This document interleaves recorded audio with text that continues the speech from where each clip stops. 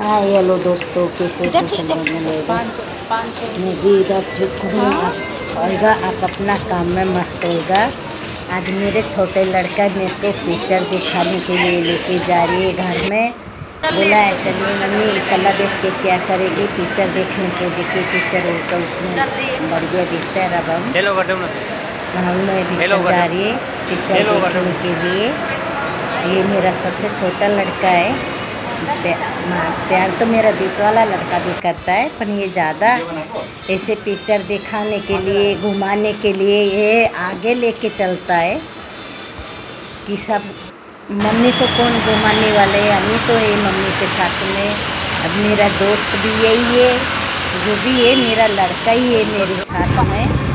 हम देख के बाहर से निकल के आगे अब हम घर में जा रहे हैं।